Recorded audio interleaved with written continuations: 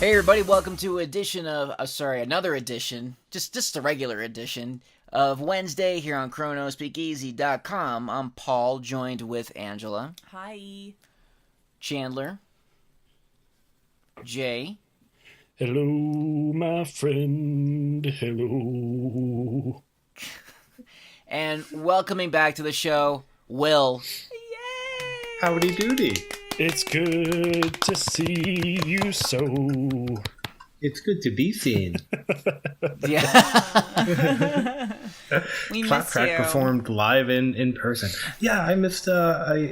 Time just kind of gets away with you at some point, I guess. But yeah, I'm excited to be back, and I can't imagine a better way to enter into this than one of the most defining Batman movies of all time. It's up there. Now, in case you're missing what different Will's talking reasons. about, we're doing a new series. We're 90s unsung heroes, great or not so great 90s superhero movies. Last week we covered Teenage Mutant Ninja Turtles, and this week we are covering 1995's Batman Forever. Dun, dun, Hell yeah. dun, dun, dun, dun. God. Yeah, in all of its nippled neon glory. Oh yeah. Oh, man. What is You up just with had that? to start there. I mean, Yeah. I just wanted to get it out of the way, because you know tits and ass was going to come up, because this movie has rubber tits and ass. It does. So, like, can I start with this? Do you think that, what's his name? The dude that played Batman. Val Kilmer. Yeah, do you Kilmer. think Val Kilmer knew that there was going to be a shirtless scene? Do you think he would have done sit-ups or push-ups to get ready for This this was movie? also this is the mid '90s, so Oh, those please. expectations weren't as etched in stone, because you got to understand, this is the time of grunge. This is the time of people sticking it to the man, being like, I don't care about your standards. But, like, his bat suit is super, check out my pecs and abs. But then you see his body and it's just like, check out my dad bod. Yeah. Yeah. Hugh Jackman wasn't here to set the bar yet. Yeah. Right. Yeah. I mean, Listen, Michael Val- Keaton didn't have the bat bod either. Yeah. No, How many shirtless scenes did he have, though? Nobody Yeah. really had. Yeah. I think you see his back hanging upside down in the first one. That's even him. It's probably his upside down. They probably Stunt got double. Fabio. I mean, It definitely wasn't Fabio. It was Imagine like, hey, Fabio as a Kenny, could baddie you grab your double. shirt and hang upside down? Thanks. That would be yeah, hilarious. but that's I don't know. I think that's kind of how it was, though. I mean, the standards for guys were different. I mean, come on, looking 30 years earlier. Well, Look at it what must have been. male It must actors have been look like in hard. film. It Jesus. must have been hard for somebody like Sylvester Stallone or Arnold Schwarzenegger, like people who have these great bodies, and they're just like, oh wait, you just put on some rubber six packs and you're good. That's it. All right. I mean, it worked for Jingle All the Way. His bodysuit that looked less impressive than his actual body. Yeah. It was. Yeah. Now, I don't know. Now everybody has to be jacked, but back then, I Yeah. mean, no, you didn't. Nobody expected much. I mean, shit. I mean, look at the 30s and 40s in film. The leading man, Clark Gable, his body was just it was Muffin Top Central. That's just they just puffed up their chest and that was it. That's all they had to do. Honestly, all you really need to play Batman is a pretty mouth. Yeah, Yeah. and He wore so many turtlenecks, he too. had some pretty epic lips in that movie. Well, so. I actually Yeah. have a quote here because I actually, I was doing some research and God, there was a great quote that I came across from the cinematographer, where he just says about how hold on, I'm sorry. Val Kilmer was the most beautiful Batman, the perfect face for that mask, those lips. I mean, it That was is pretty pretty great. epic. It was. I think it was a good transition too, because Mike Keaton kind of had a very distinct look, and I felt that at Right. least Val Kilmer in the suit matched that somewhat. You know what I love about Michael Keaton? Because Batman is one of the first movies I ever saw, and Michael Keaton was one of the first movie stars that I knew. But I just thought it was amazing that the way his eyebrows are arched. It's wow. It's even when he takes off the mask, it's still bat brows. Right. Yeah. You know, like just really intense Bat eyebrows. brows. Yeah, but yeah, I think Michael Keaton's a good place to start though when it comes to Batman Forever, because Batman Forever is really interesting because it wasn't quite a reboot, but it sort of was, because you had an established franchise at this point and a very successful franchise at this point. You know, this is coming after 1989's Batman, and then 1992's Batman Returns. So on the outside, it looks sort of strange that there would be such a huge creative shift, because, you know, Burton had that like German expressionism, dark, gritty style of Batman, and then you have, you know, neon lights. And I actually really liked the set design overall, even like the shitty computer graphics and Right. some of that was just amazing.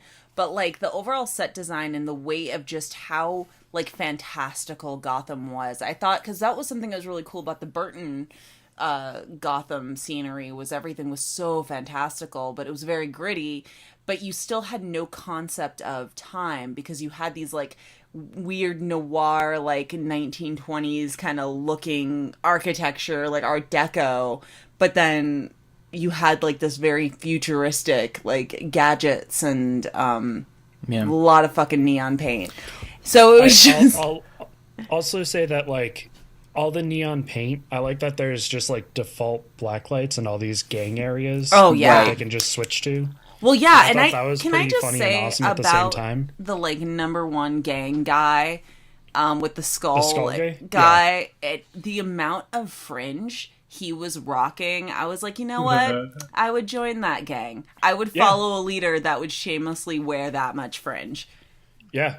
So I have to get behind you, Angela, because the set design is like the one thing that I can really give credit to this movie for. It just so you, given that they're getting direction from what I consider to be a madman, they executed what they must have been given with to a T.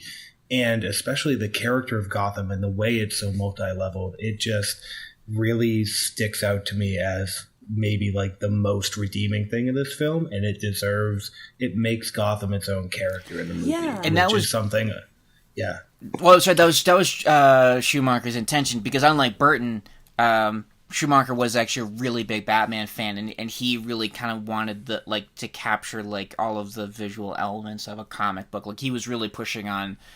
It's a lot of fun. Yeah, I think he wanted, as he described it, was like a rock and roll comic book movie.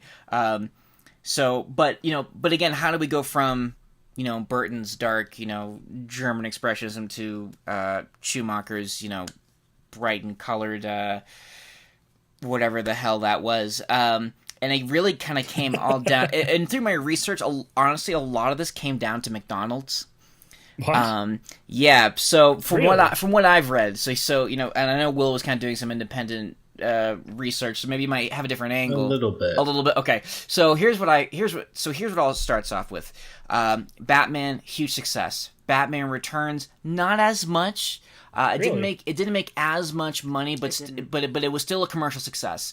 Okay. And a lot of the WB suits, Warner Brothers, they felt that it was the how they were trying to market the movie through like McDonald's Happy Meals and their toys. So there's a lot of like parents who were upset about this is how dark the movie is, because you have like a monstrous looking penguin. He was the stuff of nightmares, right? Yeah. And so Daniel Waters, he wrote Batman Returns. Now he also wrote Heathers.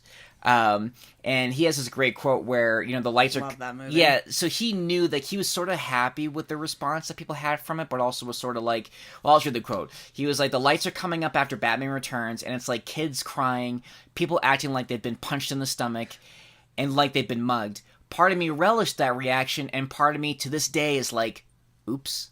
And then you kind of move on to McDonald's, where parents were writing in all these angry letters. And there's one from the LA Times where woman's fingers are gnawed until they bleed by a pack of ravenous stray cats. A man's nose is nearly bitten off. in a sneak attack by a fish-eating humanoid. Circus clowns open fire on hapless civilians, and women are periodically thrown to their death. And that was actually an excerpt from one of the letters and reviews about Batman titled "The Roar of the Cat, the Whimper of the Bat," and that was from the L.A. Times. And so McDonald's kind of got under attacked by all of this. So, and then in an article in Entertainment Weekly that was published in July of 1992, that let me just see here. Let's see here. Describes as dark and oppressive. Violence-loving adults may enjoy this film, but why on earth is McDonald's pushing this exploitative movie through the sale of its so-called Happy Meals? And Right. and it's so funny that McDonald's was like, said that the objective of the Happy Meal program was only to allow young people to experience the fun of Batman the character. It was not designed to promote attendance at the movie. It was certainly not our intent to confuse What parents jerk-offs. or disappoint children. So Warner Brothers was like, yeah, Tim, you're cool and all, but we need a movie that we can make a boatload of money off the merchandise, because the merchandising for Batman Returns took a hit. And then in this documentary about Batman, Burton says, I remember toying with the idea of doing another one, and I remember going into Warner Brothers, having a meeting, and I'm going, I can do this, or I can do that. And they go, like, Tim, don't you want to do a smaller movie now? Just something that's more you? About a half That's hour. so rude. Yeah, and about a half hour into that meeting, I go, this is Tim Burton saying, you don't want me to make another one?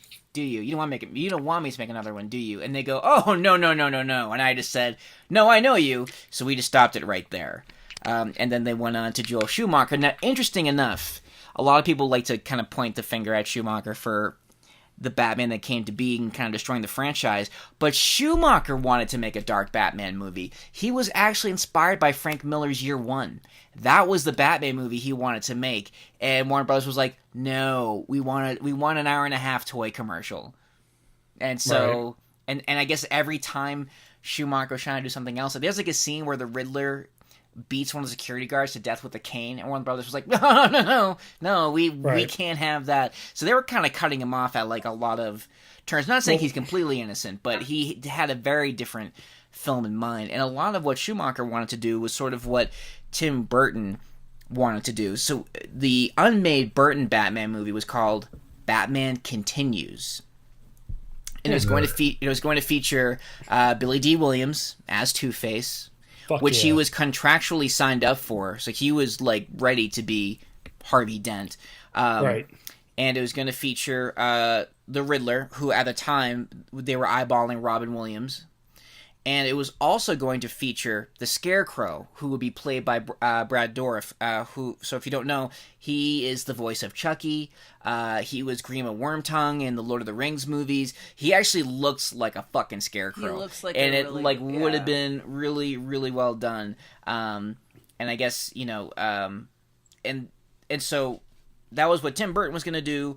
Joel Schumacher wanted to do something. He wanted to take some bits of that element, and they really wanted to focus on a movie about where the idea of being Batman was having an emotional and physical toll on Bruce Wayne. And there was a psychiatrist he was seeing, Chase Meridian, who would have been played by Rene Russo. Now, bear in mind, even when this was switching gears to Schumacher, Michael Keaton was still involved. So just imagine that Batman movie with like Michael Keaton, Rene Russo. There was even talks about Michelle Pfeiffer reprising her role as Batman. I mean, as Catwoman. Excuse me. Although I would totally see a Michelle Pfeiffer Batman movie. But yeah. So basically, the short version is they didn't want the old version. They wanted that was something that was bright and colorful that they could sell toys to. And when Michael Keaton sat down with Joel Schumacher, he was like, "No, this is not something that I want to be a part of, especially if Tim isn't involved." I mean, Tim Burton is like a producer, but he sounds like he hated that experience too. And I guess when he heard the title Batman Forever, he said something to the effect of, "This sounds like something a 16-year-old would write in her like locker or like in a notebook. Batman Forever." Tim Burton just hated it. There really isn't a lot that he enjoyed about this movie. And then apparently huge success. I think it's like 39 on Rotten Tomatoes, but it made like just I saw it boatload of in money. a theater, and we would have been what, like 11 at the time. I was 10. So we would have been 10 at the time. Mm-hmm. So yeah, that was like, it blew my mind. Seeing that, I loved it. I had a huge crush on Val Kilmer. Nicole Kidman was so hot in this movie. She, like, the dialogue is super weak, but it really didn't matter because she was so hot. And, like, going back to talking about Gotham as a character itself, like, it seemed believable because everything else was so outlandish and, like, just cuckoo for Cocoa Puffs that it was just like, oh, okay. All right. She's into black rubber. All right. Like, can I just bring this up real quick? I wanted to say while Paul was talking, to the point of them wanting to sell toys and stuff like that from this movie, it really is exemplified by, like, every time an intruder goes into the Batcave, whether it be Robin or the Riddler or whomever, they immediately bring up the Batmobile and they really try and exemplify that as being like, look at this design, look at the Batmobile. And they it have fucking so often in the glows. movie. yeah. It's so It's ugly. constantly shooting fire. It had, like, a has shark fin fire on it. underneath Now, it. other fun And then The tidbit. shark fin split. Yeah. Other fun tidbit. Do you know who worked on early designs for the Batmobile? H.R. Geiger. H.R. Geiger. Yeah. I was That makes like, sense. wow, I'm just imagining a lot of like phallic and vagina shaped, like, you know, or like That just like an makes a alien head lot on of wheels. sense. That I don't makes know who so that much is. sense. He's a famous watchmaker, I believe. No, Dude, have you seen Alien or Aliens? that's the Yeah. one. Jesus, I'm an idiot. He designed the aliens. He designed all the spaceships. Okay, like, cool. So it just probably would have looked like a fucking glowing penis on wheels with like vaginas on it. Because like if you look at his design work, it's all like in the alien's head, it's all very phallic. So just Well, the imagine. Batmobile looks like a dick. All of his art is very, like, industrialized sex. It's That's ribbed like, on the sides as on the shaft of the body of it, and then the wheels come out to the side to be the balls, and the tip of it is out a little bit to be the head of the dick. I just that Batmobile imagine looks like a dick. the ambiguously gay duo. Yep, I was just thinking about that. Yeah, it's an ambiguously gay duo car. That's basically it, but black. Yeah. One of my favorite things about the car chases in this movie was like, so someone must have just asked, how can the robber cars keep up with the Batmobile if the Batmobile's shooting flames? And they said, we'll just give the robber cars flames too. Right. Which, like, just defeats the whole point of the Batmobile. It's like It's the most... constantly shooting flames too. Also, it drives up the side of a building. Yeah. Yep. How does it get down? So I noticed that too, because in my brain, with all of the inspiration that you can see they took out of the Adam West Batman series here, like that's Joel Schumacher grew up with that. I gotta respect that. Like, to him, that was a Batman that he was very familiar with, and that's what he translated here. But you know that he had that moment where he's like, I got this. Batman's not climbing a wall this time. It's gonna be the fucking car. And that's how we got that scene. God. Yeah. I don't know. I love this movie. I loved it when I first saw it, and I still love it today. I was so happy to watch it again. And one of the things that I love about this movie is how, like, time sensitive it truly is. Usually I feel like that is that's the worst aspect of a film. And I've bitched about movies being like, had to have seen it then to get it. But this is a perfect time capsule of the 90s. And for two glaring reasons. One, Drew Barrymore. And two, the fucking, when Tommy Lee Jones jumps out and escapes the helicopter that he puts a club in to crash into the Statue Remember the of Liberty. club? I remember everybody had a club. He goes out, he uses the club, and then he escapes, and his parachute opens, and it's a bleeding red and black yin-yang parachute. And I was like, holy shit, this is so 90s. There's also a Statue of Liberty, Well, That's like...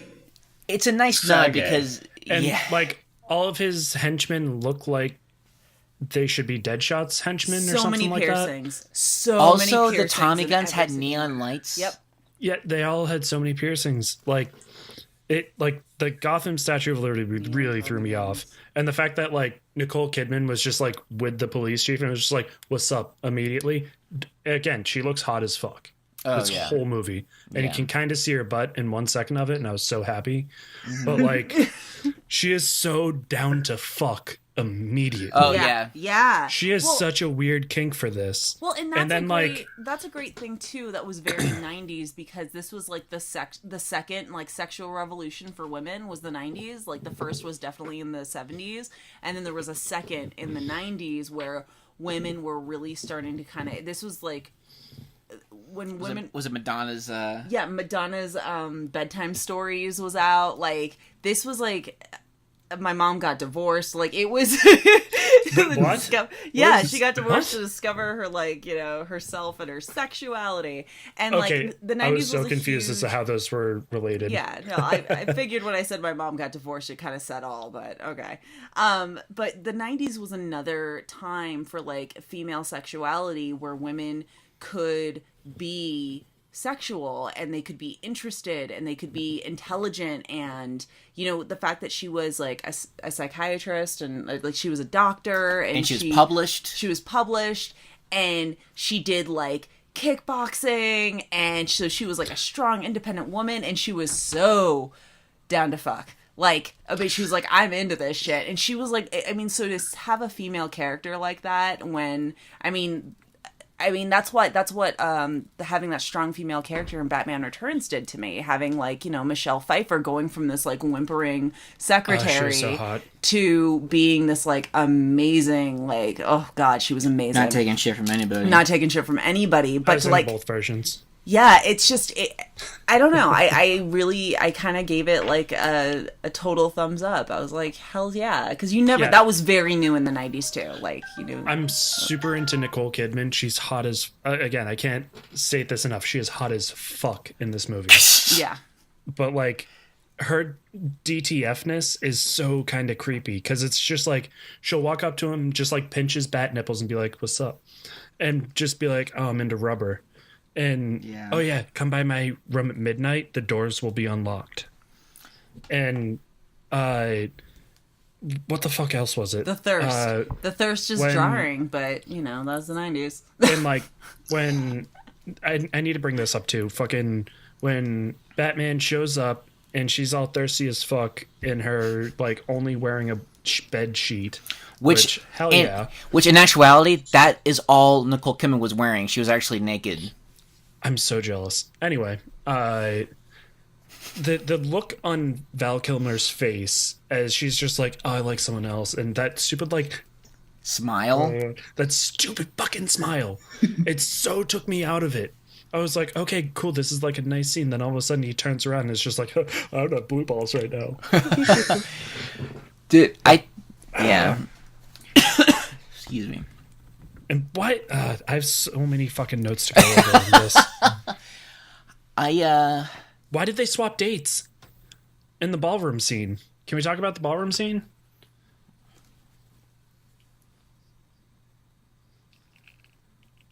That's They didn't swap dates. It was just like we're meeting and he asked her to dance and that was that. I did like the fact that he had like a fake mole to That was put on hilarious. and things like that. Yeah. And like he put on the fake. I think Jim Carrey looked better in the glasses than Val Kilmer did. Jim Carrey was amazing in this movie. I completely agree. He's amazing. I think Jim Carrey is phenomenal in this, and I think that some of the hate that he gets is just undeserved because he kills delivered. it. He delivered. And what I like too is that he is totally kind of modeling his role from Frank Gorshin, who played the Riddler in the Adam West show, and I thought it was great. I mean, not a lot of guys could pull off that fucking skin tight green suit. he didn't give a shit. He did, and that's why it worked. He pulled it off real good. That's the other reason that you know that this is the snapshot of the 90s that it is, because this is prime post 1993 Jim Carrey, but like still in that mode. Yep. And he slays it. Yeah. He really does. I think He could still be the Joker now if he wanted if to. he wanted to. You No, don't need the Joker. They made Two-Face the Joker for some reason. Okay, so funny story, right? Apparently, Tommy Lee Jones hated Jim Carrey. There's actually a story that Jim Carrey tells where he ran into Tommy Lee Jones at a restaurant in Hollywood, and he was like, "Oh, hey, I'm Jim. I'm excited to work with you." And Tommy Lee Jones was like, "I hate you. I hate you. I hate what you do. I cannot sanction your buffoonery." And I guess even Schumacher was like, there's like a ton of stories about how Val Kilmer was like a fucking baby and they didn't talk for 2 weeks, and how Tommy Lee Jones was really threatened by Jim Carrey. But Jim Carrey was a gentleman. But at one point, Joel Schumacher said, "I'm never working with any of these people again." But he actually went on to work with Jim Carrey for the number 23. But I guess Tommy Lee Jones, like, yeah. I think Tommy Lee Jones did pretty good, considering what he was working with. Yeah, I didn't mind Tommy Lee Jones' his performance, and I loved they just like ran with the dual personality in a way that really I didn't think was the biggest feature. I think for his character in like the comics and stuff. I mean, because you really didn't get a sense of Harvey Dent in any of that. But I loved his layer, the half and half, and he had like a nice half and I was just like, so many different suits. Yeah. I thought that was so funny. The two girlfriends. He constantly had 2 drinks and like 2 cigarettes. I was Sugar like, oh my and God. spice. Yeah. What my note just says, Tommy Lee Jones is trying so hard, and it's great. Yeah. Yeah. Still would have loved to have seen Billy D. Still would have loved to have seen Billy D. Thank God for Lego Batman. Can we talk about how Batman just like murders in this movie? And how he murdered Two-Face? Didn't he though? He threw all these coins up and then he also dodged out of the way when an RPG was being shot at him to let that van explode. Just saying. He let a lot of death happen. It's funny. A lot of the angry DC Snyder fans, they get upset when people talk about the Batfleck killing. They're like, "Oh, look at the other Batman movies." It's like, look at Batman Forever. Well, Batman Forever does come up in their argument, but yeah. Honestly, I think Batman. I said this in the last episode when we were like kind of talking about doing this movie this week, and I think that I think a lot of the hate for Batman Forever stems more from just the shit factory that was Batman and Robin, and I think that bleeds into this movie because as somebody who like I can't make it through Batman and Robin. I don't think I've ever watched that movie all the way through because I just physically can't. It's rough. It's so bad that I just can't do it. And I feel like if you divorced Batman and Robin to like come after this and it was just like Batman Forever and then going into something else, I don't think it would have gotten all the hate that it does get.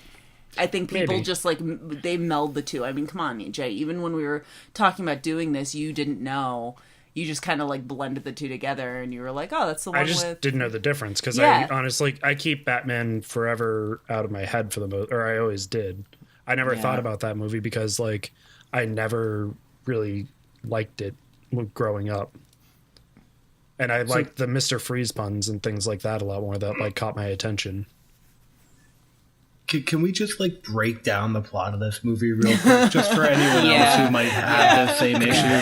Because I up until pretty recently, I think I had that same thing where they just both blend together in this neon camp mess. But so I didn't make it all the way through, but like you open and Two-Face is just causing general shenanigans. You meet Dr. Chase, who we've agreed is thirsty AF.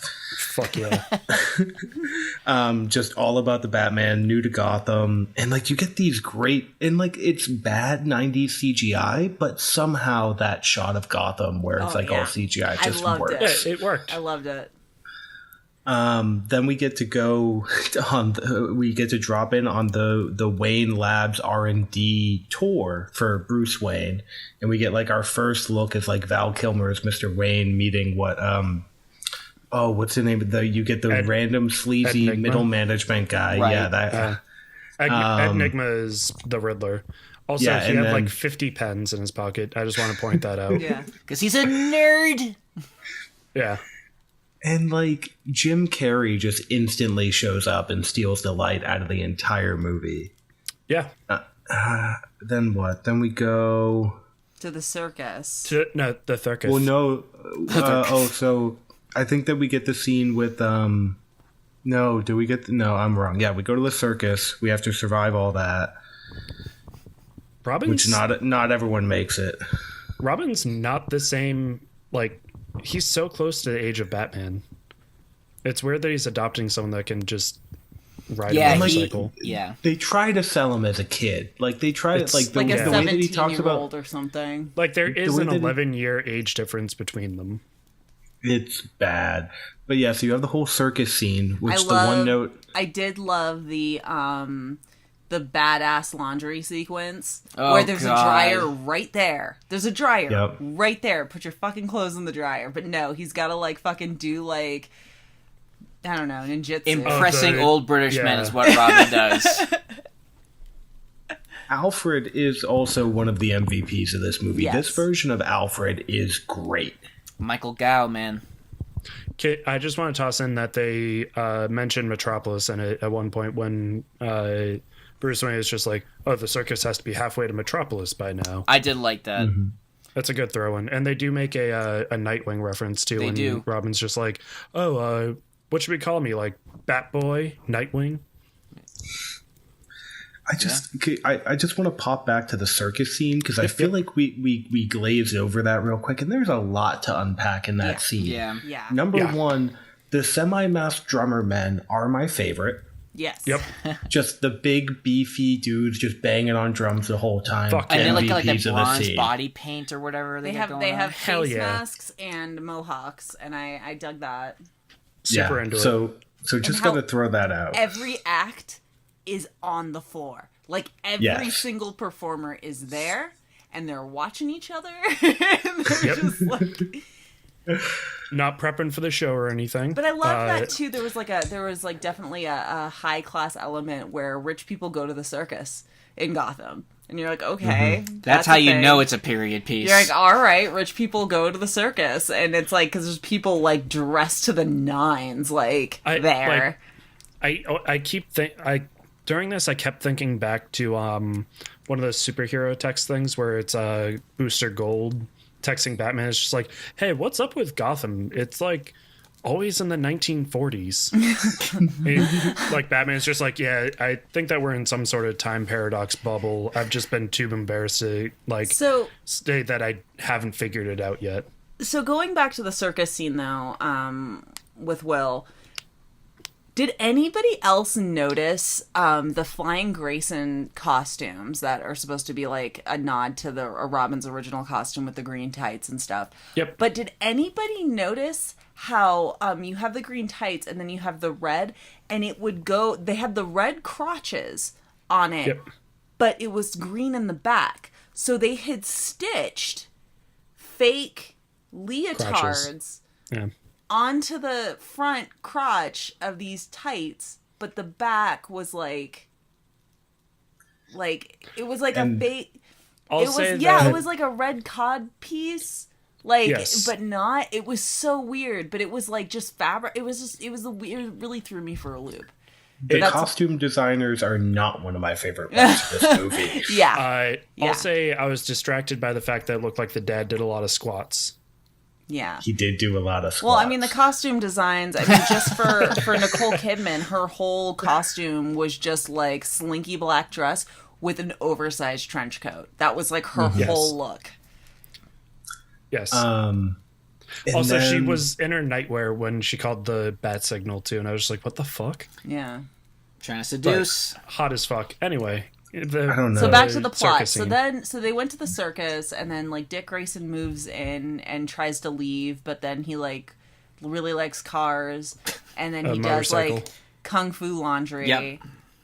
He does kung fu Yep. laundry, and then was so no, weird. and then the Riddler teams up with Two-Face, and they get the 3D like brain machines going. The box. on Sugar and Spice, they're just willingly going over and they're like doing the dildo forehead thing. Yeah, and then Which like took passing it over back and forth. there's Gotham that there's faster the than crime. the iPhone even like came into existence. It just takes Right. over the town in like Yeah. a week. Well, and But yeah, so you get Bruce the Wayne crime also montage. invents the first iWatch. Yes, he has Which- the first iWatch. And then but That was in my then notes. yeah, so that but then Chris O'Connell or O'Donnell whatever takes the Batmobile into town. Oh, And he immediately tries to pick up hookers. And what I loved about this is he went to black hookers, and that made me happy. I don't know, there's just something, there's like that, you know, because usually in film, like they don't do that. So I was just like, all right. And then the girls, what do in true spirit? They rag on him and make fun of him, and I was Yeah. like, yes, It's not Batman, it's Batboy. Also, he saves that authentic. chick, and she's not even like saved yet, and she's immediately just like, "What? Superheroes don't kiss the girl?" Just like, "Oh, I oh get yeah, used to this." not Alicia Silverstone. yes. Thank you, Chandler. I literally have that written down because I couldn't believe that line was actually uttered in this film. After he kisses her, the girl runs away, and in ADR off screen, you hear, "Thanks, you saved my life." Yeah. Yep. And I didn't write can't that take part. it. Not Alicia Silverstone. Why were you in? I can't. I just can't. I mean, not to victim blame, but like for the area that we see, it's like, what is your denim clad ass doing in that alley? I'm just a girl in a big city that got lost. like, Yeah. Like, this paint is blacklight reactive. What the fuck are you doing here? Yeah. Yeah. And And it's then Gotham. after that is Wait. the ballroom scene. But can we also talk about how he has a weird, like, coffin slide that goes from his office to the Batcave? Yes, his steamy Yeah. coffin poop thing. And just the fact that, I mean, the again, elevator. we brought up that it was a marketing ploy, but the fact that they go downstairs and the first thing that happens is the Batmobile like spins up. I love that the intruder alert. Everything turns on, and it's like, let's show them what they've intruded upon. Yeah. like, it's a Right. it's counterintuitive. I just feel like it should have just been, like, something that blows It's out, showing like, off. a dart with, like, you know, like an elephant tranquilizer. You're like, we found the cave! Also, just and that's it. I want to bring this up for the circus scene real quick before we like get too far ahead. can't leave the I- circus. The fact that Two-Face was just like, oh, unless Batman gets here in 2 minutes and everyone's dead, and Bruce Wayne immediately stands up and is just like, I'm Batman. I love Nobody that. heard it. Harvey! I'm Batman! But, like, Right. And And, I like, barely hear him. If we're The- back at the circus scene, my final note about that scene is he comes in very excited about his 200 stick TNT bomb in this Yeah. giant thing that Chris O'Donnell lifts one-handed and like throws out of the roof. Yeah. Yep. Yep. The choices of realism. I mean, I shouldn't argue realism in a movie where a car climbs up a wall, but Right. like try. Just Yeah. please. And you could see what they were trying to do. Like they were trying to show that Dick Grayson was a hero even before his parents were murdered. You know, that there Right. was always that instinct in him. Because afterwards, that's when he sees that his parents are dead. And I think I get, like, the gravity of that situation and, like, what they were trying to do.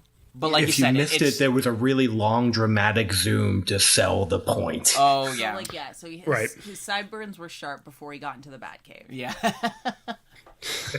Oh, totally. Yeah, totally. Well, you know, Yeah. they've been trying to do Robin since the first movie. Because, like, in the '89 Batman movie, Robin was in it. And I forget which Wayne brothers, but they had cast one of the Wayans. Marlon. It was Marlon Wayans. He was going to play Robin. And then he was going to play Robin in the second one. And then he was going to play Robin in this one. And then they're like, we'll go white. We'll go white with Chris O'Donnell. Yeah, so They, then they went for so this movie didn't Leo really first. have this movie didn't really have like 3 distinctive acts. I felt like it had 12 mushy ones.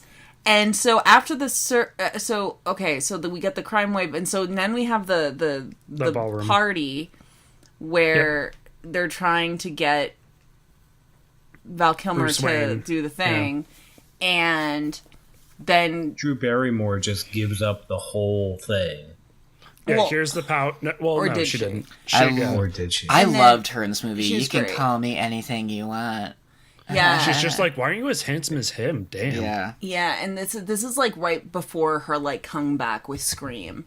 You know, so Right. she was Haven't seen that. wow. Wow. Ah! All right, let's not get too off base. Yeah, let's not get too off base. So then after that, Two-Face crashes the party and it pisses off the Riddler, but not so much. And then Pre-sale like, the movie They're rights. casually talking to each other for like 15 minutes. yeah, and nobody notices. And nobody notices that. And I love how Batman goes out and goes right into the trap, and they try to like burn him, but he like his cape is like Flame retardant. flame retardant. Go gadget He fire hits a retardant button. cape. Yeah, And it's just and then he comes the out. shitty 90s graphic, like, this is metal now. Well, and I love too because Like Terminator 2. after that, and he survives that, and Two-Face gets away, and like he's like, I gotta tell Nicole Kidman that I'm really Batman. Yep. And so they have this like weird dinner scene. Yeah. What was the, first it was the sup girl, you up, and he got the blue balls with the stupid smile. Blue rubber balls. And then it was... I hate that I Frozen. hate that term so much. I do. I hate blue balls. I hate that term so much. I do. It's It's God, a real so scientific dumb. condition. So apparently, that every like 14-year-old like tries to like tell their girlfriend for a hand job. It's just manipulative bullshit. I hate that name. I hate that term. Yeah, I hate that shit. Oh my god. So then so they have this like intimate dinner, and or not, so they're like on the couch. I don't know. He's On in a Halloween. turtleneck. On Halloween. Yeah. And then Two-Face random. and like Riddler go to his house, and they don't kill him, but they take Nicole Kidman for the ultimate trap, and then Batman and Robin get together and they They wreck all of his shit, too, with do all the the bat big end bombs scene. that, like, Oh my God. you don't need to have them as bat bombs, but they choose to anyway. Yeah. Right. I just love just all of his like little quips, like just pretending to be like in a baseball game, or like it's always a danger to introduce a tame animal into the environment. This Yeah. Jim Carrey being Jim Carrey, It was great. which I was totally So- fine with.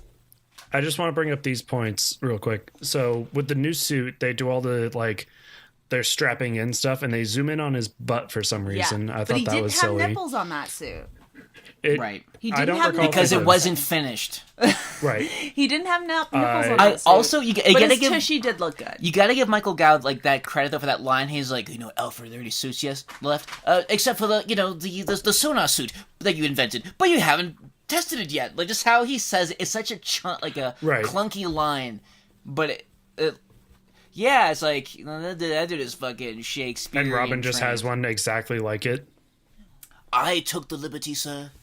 Like, Uh, who's your tailor? Oh, you mean the rubber factory where I got this suit at? Like, this wasn't fucking tailored. I, like, put myself in, like, a mold gelatin So thing. I think Commissioner Gordon seems pretty incompetent in this movie. He's, like, he's like I Watson. also Yeah. He's just Yeah. like, whoa, whoa, whoa, whoa. I love how he comes out onto the roof in his pajamas, just like, what? Like, Yeah. Like, he lives there. With the like, question mark and then, like, goes through Gordon, the you getting cloud to divorced for clear the up the third bat time where signal. you're just living in the precinct. I like the line that Robin says, which is "Holy rusted metal, Batman!" Yeah. And Val Kilmer's just like, "What?" Yeah. And he's like, "There's ground." holes in rusted metal." It's like, "Oh, okay." You Which I thought that the was whole fun. island's moving. Yeah, I think though all of the dialogue was pretty clunky in this movie. Like Oh, yeah. all of it. Yeah. I thought that was fun, and it was like a throw-in for like the old Batman. Yeah. Yeah, we know one thing I thought was interesting too, how they really crammed into the whole why he dresses up as a bat, which none of the other movies addressed. Yeah. It's like, my parents died, I'm Batman. It's like, what? You had me at parents were and murdered. she's like How trying did we go to to? psychoanalyze him like in the process, which I thought was pretty interesting. Yeah, like she's well- trying to figure it out, like what. You know, one thing I thought was interesting too. This movie features two villains, but you have a Bruce Wayne villain and a Batman villain, which I thought was interesting because it wasn't just like, that like Edward Nygma was like the Bruce Wayne nemesis. That it was clearly directed at Bruce Wayne, and Right. Two-Face was after Batman. So I thought that was kind of cool that they had a villain for each side of the mask, I guess. Yeah. And I'm still not saying it's good. I just saying that was my observation. That yeah. Also, the real unsung hero of this movie is the fucking Jewish grandma security guard in the opening. My earpiece. Oh no! It's boiling acid. Hey, my hearing aid. Just I love him. Are you gonna kill me? No more. It's a trap, Batman. I love that. Oh no! It's boiling acid. I love that guy. Line. He's the best. He's a great. He was just He also delivered the best cough, I thought, when he's on the safe and they go back in and he's just like yeah. I love when he pulls out his hearing aid. It makes that like pop sound. Like what the hell was holding it in there? Like this movie is very cartoonish, and I fully support that part. It was fun though. It was really fun. I have like 3 more notes that are or 3 more pages of notes. Just 3 more. One is there's so much head movement with their kissing. Like that was it's just 90s. So fucking much. That was the 90s. That took me out of it. But if it's a 90s thing, I'll take it. And what the hell happened to Sugar and Spice? Did they just dip out and they know who Batman is? No, they ran out screaming because the thing was falling apart. Right. But they got away scot-free and they just know who Batman is? No, they went through a rehabilitation program. Oh, okay. Oh, wait, there's 2 more, sorry. One is Nicole Kidman's hitting the punching bag and it seems to be working out like intensely, but she's not out of breath, or she is out of breath working out, but is not sweating at all. Well, yeah, because Nicole Kidman is perfect. Women don't fair sweat. enough. I'll take it. And that like fortune booth that Enigma had was so fucking creepy. Yeah, it's and almost I get that like that's the point. I just wanted to bring it up. Right. Well, that's interesting though because he had like these Riddler bobbleheads and the Riddler fortune thing, and it's like, wait, so was there like some kind of pop culture icon that existed before the Riddler? It seems like there was. I mean, it's like he just broke the glass and took the coat after he was designing, like, Captain Kill, the puzzler. Right. Like, he's like, oh, fuck it, I'm just gonna take this mannequin's clothes and I'll dye my hair red. It's like, I want to be... Yeah, it's like, I'm the Riddler, but I'm also inspired by David Bowie. It's like, I can't stop on the Riddler from Ziggy Stardust. You went full Ziggy There's Stardust. a bad man hanging in the sky. So Chandler, what did you think about this? You stayed pretty quiet.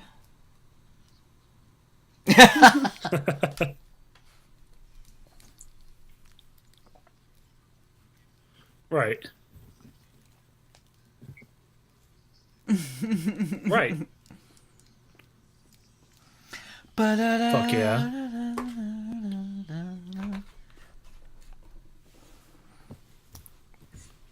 It's the name.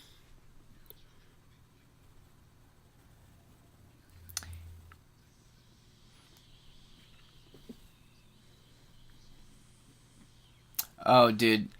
It blew me away. When I saw that also- movie in theaters, fucking blown away. So Paul, you'll remember on like when this movie came out, everything was about this movie. Everything. It was just the merchandise was crazy. Yeah. And on VH1 and on MTV, they actually had all the music videos for the songs in this movie that had, this is in the 90s when if there was a song that was in a movie, they would have clips from the movie in the music video. So not only did you have the U2 one, you had Brandy had one. And then you had The Kiss from a Rose. Which was directed by Joel Schumacher. He directed the music video. Are you serious? He's like, yeah, let's get the bat signal and a wind machine, seal up your shirt, and, you know. Let's just go.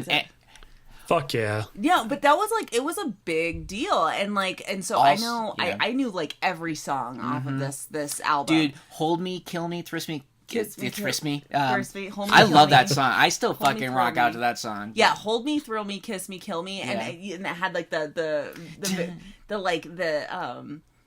what was it called? I keep wanting to say Adult Swim, but it was before Adult Swim on MTV. They had Toonami. No, MTV, their No. after hours Oh, stuff. right, Like, where it had like the Max and like Eon Flux. Yeah. And they had like all of these like underground like animators doing all this stuff, and that's Yeah. like how that video was done. But then you had like Batman references, and it was so fucking cool, and you're like, yeah, animated Bono. yeah. Like, I mean, it was. I mean, because seriously, I remember getting up before school, and they would play like the same like 10 most popular videos in like the first hour, and I remember it was always after Bullet with Butterfly Wings from the Smashing Pumpkins, and then it would like go into like Hold Me, Thrill Me, Kiss Me, Kill Me, or like Yeah. Seal. But like I remember that very distinctly. It was Dude. like in the culture. That movie came out my last day of school before summer vacation. So it's like, oh, last day of school, I'm going to see Batman. Can life get any better? Yeah, I mean when we saw it in the theater, it was like a huge deal. And also for me, right? I was madly in love with Jim Carrey. Like I fucking loved Ace Ventura, Dumb and Dumber. Jim Carrey was my boy. Right. Like I would do impressions of him. Like I was like Jim Carrey's like illegitimate son. And so, and I love Batman. So when I heard that he was in it, I'm like, oh my god, can life get any better? And like, and that Halloween of 1995, my mom made me a Riddler costume.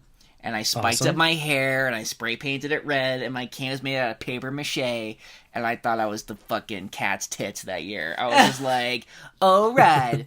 But like, I had my chip. I had not on me. I'll see if I can put it in the group chat. But the funny thing was though is that I had chipped my tooth I think a year or two before prior. Oddly enough, for the opening weekend of Dumb and Dumber, not by choice. So everyone's like, "Oh, are you like Dumb and Dumber trying to be the Riddler?" And I was like, "No, but that's kind of a cool idea though." For like a... But yeah, but I was catching the feels for Batman Forever. So when I watch it now, it brings back a lot of It like, does. It brings back memories. like, good memories too, because that was, I mean, one of the few windows of my childhood that wasn't like traumatic. So it's like when because I mean, when that movie came out on VHS, my sister and I watched it like over and over and over and over. Like we watched it so much because we loved it. And so watching this movie again definitely took me back to like a simpler time, Yeah. you know, and it just, because like when I think about the 90s, I don't have the best of feelings, but like this is Right. one of the few that I'm like, oh my god, this is like yeah. perfect. You know, one thing I want to mention too was some of the deleted scenes. Like, so, because I think this is interesting. The line of why they explain why it's called Batman Forever is actually cut from the movie. Because you know how there's a scene where they're at the insane asylum at the end? Like, you know, where, you know, like, you know, Chase Meridian's like, oh, don't work too late. Originally, it was going to be a lot like the ending of the first Batman, where Alfred picks her up, and, you know, she's like, oh, where's Bruce? Like, you know, like, oh, he's working late. And he's like, oh, like, will he always be this way? And Alfred's supposed to say something like, you know, to the effect of now and forever. And then it was going to be, like, cut to Batman on the ledge looking at the signal, and then Robin joins him, and, like, that's how it was supposed to end originally. That's why it was supposed Instead to of be that weird running Batman. scene. But that's why it was called Yeah. Batman Forever. Because it was like, So- he's choosing to do this.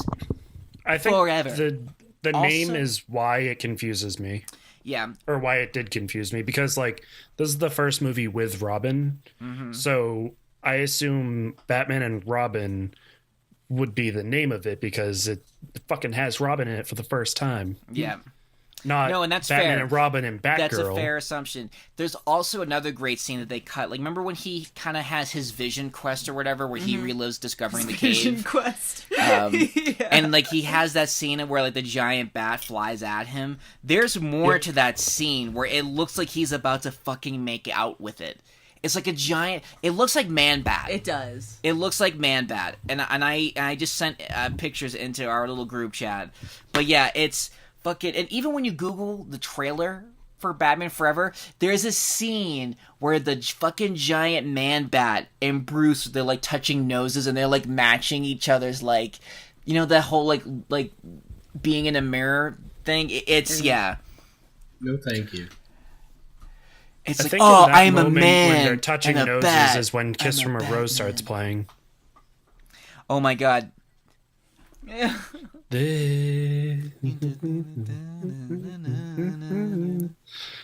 Yeah, so if anything, this Imagine movie, that. like, I mean, that song, oh my god, like, Oh, so good. yeah, that song is amazing, and that song is forever. And That here's the- song Okay, is I just want to say something about that song real quick. A friend of mine he had an MMA fight that was being televised, and he forgot to say what he wanted for his song. So one of his coaches was just like, "Hey, I got you," and he put on "Kiss from a Rose" for him to walk out to. That's hilarious. So like him and one of his other coaches are just fucking dying laughing as they're walking him out to the cage. And the head coach is just serious. My buddy's super serious. Then you got two giggling assholes with, "Baby, I can pay you to it's so fucking good." It's so good. I fucking love that song. I mean, I think that will really fuck with your opponent. Yeah. You know, like, yeah. But my punch won't feel like a kiss from a rose, motherfucker. He won by submission in the second round. That's cool. But Yeah, but you know, here's the thing though about Batman Forever. No matter what side you fall on, it's an important part of Batman's, I don't know, I guess chapter, his history, because I think it's part of the reason why we got Chris Nolan and his Batman trilogy. Yeah. I think is because of these movies, because Batman Forever, huge success. Batman and Robin, it's like, wow, this is what a repressed memory looks like in an hour and a half format. Yeah. So I think when they were like, okay, let's take a different approach. Yeah, I can't with Batman and Robin. I just fucking can't. And I loved Alicia Silverstone because this was like at the height of her career when that movie was made. And also I couldn't. Uma Thurman. And when I found out Uma Thurman was going to be Poison Ivy, and this is that was like after Pulp Fiction. Like Uma Thurman was the shit. Right. And I love Poison Ivy. I just watched that. Yeah. And like this is when sorry. Will, No, sorry. I just wanted to dive in about how this was successful because I actually was really thinking about that a lot. Because to your point earlier, they brought Joel Schumacher in because they wanted it to be more kid friendly. And like in this day and age, if they had made a shift like that, it probably wouldn't have been wicked successful. But like, you didn't have the internet. People had to go and find out. And like, you had a lot of people who were like, oh, this is a Batman movie that I could just bring my kids to. We see that people still try to bring their kids to Deadpool, even though they should know better. Right. Yep. So like, you get people flooding this movie and like artificially inflating it so that then the drop off for Batman and Robin is so much realer because it's exacerbated by how the reaction was to this one. Right. Yeah. No, Also, the advertisement from McDonald's and everything like that must have been huge too. Like, oh, look at these fun toys that are going to be like little statuettes that are featured in the movie. right. I remember McDonald's doesn't do that shit anymore. The first time I found out Jim Carrey was the Riddler was actually seeing a picture of him on the cover of Nickelodeon magazine, which I had a subscription to. Fuck yeah, man. I remember being like, oh my god. And sometimes I kind of miss those days. Like, can you imagine just being like, oh, I flipping through a magazine and I saw a fucking ad for Avengers Endgame. You know, I sometimes I kind of like miss those that. days where I miss like you wait and get their magazine in the mail and you're just like, oh fuck yeah, new edition of the Times is coming out. Oh shit, Avengers? I had no idea this was coming out June fucking 19th. I didn't even know they were making another one. OMG. Yeah, I do. Except it's pre-OMG. Yeah. I do miss that. Like, instant gratification has spoiled a lot of us. Or, like, making all these toys for the movies and shit, where it's just like, oh, fuck, look at the design for the new Batmobile. It looks like a huge dick. I love it. Yeah. Manpower. That's like the fact that we can get spoilers from toys now.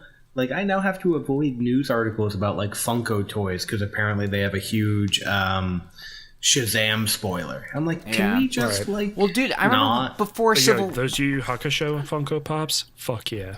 But before Civil War came out, I remember seeing the Lego set where, like, it comes with a giant Ant-Man, and it's like, oh, okay, I know what's gonna happen in this movie. Right. It's still cool, but it would have been even cooler if I didn't know that shit was coming. Thanks a lot, Lego.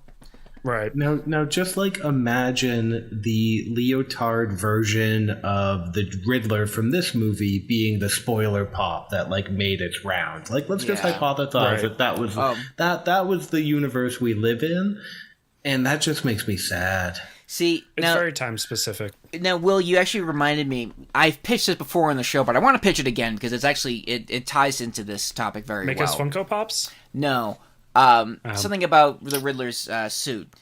I want a Tim Burton directed Batman movie with Michael Keaton. It would be set in present day, so we wouldn't have to try to like make Michael Keaton look younger. It would be with Jim Carrey being released from Arkham Asylum, terrified that he's going back to the German expressionism Gotham and not the neon titty fest that he came from. Because remember how his mind gets melded at the end? Yeah. It's like the narrator we can't trust. So now he feels like I have to solve the ultimate riddle of like what happened to my Batman, because it is not hot Val Kilmer, it's Mr. Mom Batman. So I just want that Riddler movie where the Riddler is in Arkham, but still planting all these things to be solved for Batman. And like, if they because everyone still talks about the world's greatest detective Batman movie, and no one's done it. It's like, Right. you use the fucking Riddler, use Calendar Man, use one of those people instead of like The Condiment Crusader. Captain Kill. Yeah. Yeah. Like, I know. That's. I was it would hoping to be get cool. some of that from the Nolan Batman, and we kind of did, but it was Instead, really it's just like, oh, we're going to have Batman that does ninjutsu. right. I mean, Batman, was kind of inspired by Sherlock Holmes. That he was like he was Right. a dude who was a fighter and was a sharpest attack. So, Yeah. I don't know. But overall, what's our biggest takeaway from Batman Forever? Will this film live on forever? That song will. Yeah. Well, the soundtrack for Uh, sure. It won't carry over to like future generations I don't because it's think very so. timely and Oh, it's more yeah. reminiscent for us. But Nicole Kidman's so fucking hot. Oh my god. It should be preserved for that and that alone. Everyone was Hell really yeah. pretty in this movie. Yeah. Yeah, I think that's the takeaway. Nicole Kidman, hot as fuck. That's So been our hot. review of Batman And Forever. so kinky into rubber fucking cosplay down, like cosplay sex. She doesn't want to know who Batman is. She just wants a fucking Batman suit. Yeah. So I would say, growing up, you saw it, you probably liked it, but this would not be the movie you would show to your friends. Like, hey, you want to get into comic books? Oh man, Batman! I got the movie It's a niche. for you. It's definitely a niche, but I will always enjoy this movie. That's just me. Hell, I think even for acting, it's like just watching Jim Carrey in this. He was amazing. It was better than I was expecting it to be because, like I said, I remembered not liking this movie as much as a kid. And watching it as an adult, I definitely have more appreciation for what they were trying to do. I can tell you this much. If my children ever ask, like, Mommy, what were the 90s really like? I'm not going to show them... I'm not going to show them Clueless. I'm not going to show them, what was it, Empire Records. I'm not going to show them... Have you seen that? I'm going to show them Batman Forever. It's like, this is what the 90s Yeah. were like. I haven't seen Empire Records. good stuff. I've actually nenever heard of Empire Records. No, it's You good should stuff. watch Empire Yeah, Records. good stuff. It You is should very watch a lot nice. Or of like The things. Craft. Oh, The Craft. I would probably show them The I Craft. Yeah. just watched Pulp Fiction for the first time, so like man. I'm behind on a lot of that stuff. Yeah, like Batman Forever, I think would definitely like is in like the top 5 to show people what the 90s were like. It's like that. I mean, it speaks more truths than we care to admit, Right. and I'm all about the truth, man. Yeah. You know I what? love the if the Avengers were made in the 90s thing. Yeah. Oh, it's I haven't good. seen that. I kind of like the I'll 80s send it in one, the chat. mainly because it has Michael J. Fox as Peter Parker, Is it which anything would be like- amazing. Is it anything like the Game of Thrones 90s TV opening? No, it's just sort of like it's almost like it's a casting call sheet of like Oh, who would okay. play who. Okay. But I want it all. Yeah, Val Kilmer was one of them. was he Captain America? We have Captain America as Brad Pitt. Okay. Now. Winter Soldier is John Stamos. Falcon is Eddie Murphy. Alicia Silverstone is Scarlet Witch. Christian Slater is Hawkeye. Ant-Man is Matthew Broderick. Ugh, Iron Man is Tom Cruise. Spider-Man is Leonardo DiCaprio. there it is. Black Widow is Mila Jovovich. Black Panther That's is catchy, Denzel really good. Washington. The Vision would be Ethan Hawke, Yes. which, yeah, that's a real good one. War Machine is Cuba Gooding Jr. Thor would be Dolph Lundgren. Ugh. The Hulk would be David Duchovny.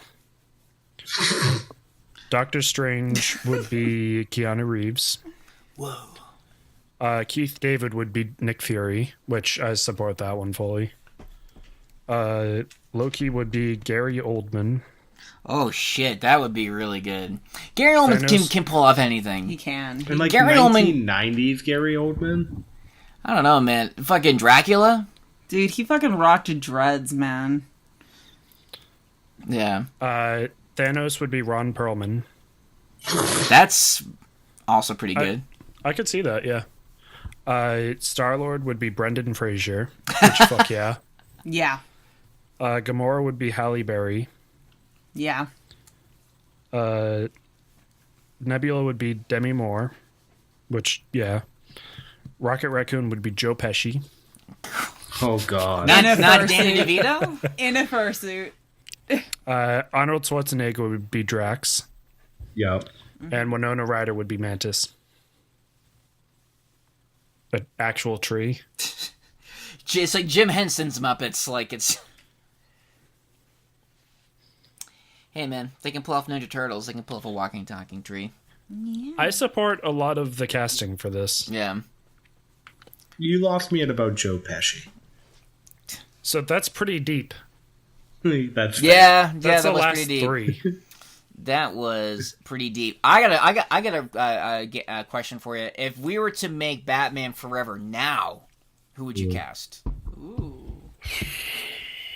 I'm still always on the. So, what was it? Before The Dark Knight came out, there was a couple like fan posters for the Riddler. I feel like I think one was David Tennant, and Yeah. I'm still like thoroughly behind that fan casting. I am too, actually. I support David Tennant being the Riddler. I Yeah, think he that would was be a like really good Riddler. during Doctor Who before Jessica Jones, so like it was that like Doctor Who persona that I think made people think he could pull it off. No, I fully support that. Ooh. As Dr. Chase Meridian. Okay. I'm liking that. Okay. How about Harvey Dent? Still Tommy Lee Jones. Yeah. Um, I'd say a no, more subdued fucking- Tommy Lee Jones. what's his name? The dude who is Split. Oh, James Ooh, McAvoy. McAvoy. I love Yeah, James McAvoy would be cool. That's an inspired choice. I like that. Based on his performance in Split, at least. Who would be Batman, though? For, like, specifically this type of Batman. Carl Urban. No, Carl Urban's not like pretty enough. Carl Urban is a sexy beast, but he's not like Val Kilmer pretty. Oh no. Well, you just need a I pretty vote Carl mouth. Urban all the way. I stand behind that. Oh, Tom Hardy. He's got the lips for it. He does. He does have the lips. Because that's specifically what they were looking for with this Batman. Yeah. His lips have a six-pack. Yeah, no, I Fuck vote yeah, they Carl do. Urban. His performance in Dread alone, absolutely. I mean, I think haven't seen I it. want to live in a world where Carl Urban is Batman. Yeah. Or no, Yes. Army Hammer. Arm and Hammer? No, Army Hammer. Yeah. Chris Evans is Batman. He could. I mean, this fucking roster. I'm really stuck trying to think about who I would get to replace this version of Commissioner Gordon. I landed on Josh Gad initially, but he'd be too young and too good. And now I can't think of someone who's portly enough and bad enough to play that role. I'm only thinking of British people now, because like Tom Holland as Robin would be great. Yeah. Oh, what about oh no, this might also just be, it would be too mean, but like Piers Morgan as this Commissioner Gordon. Oh God, because he's just a tool. Yeah, I mean he is a What tool. about John Hamm as Batman? I mean, I like him. I like the idea of him as He's a Batman. good actor. He is, but I'm thinking like if we were to do Batman Forever now, I don't know. Because like he can pull off like wanting to be suave and stuff like that, and he's a handsome as fuck dude. Who's playing Robin in this version? Did we decide that yet? Oh yeah, he is. He is. He could totally be a Batman, and he's very pretty. He's got a pretty mouth. He got a part of mouth. Get in there nice and deep like. I guess if we want like an incompetent but like funny Commissioner Gordon, then we could just go with Will Ferrell or what's his name? Will Ferrell too is probably serious. the right choice. Don't you Will dare Ferrell- say John. Don't you dare say John C. Reilly. That boy can fucking act. That's true. No, he he's can. a great actor, but like he can also be silly as fuck. I was thinking. Yeah, like, no. what's his name? Nick Frost. Oh, Nick Frost, but like also, oh, maybe I just like Nick Frost too much. Yeah. I can't let that change my point of view. So many British people.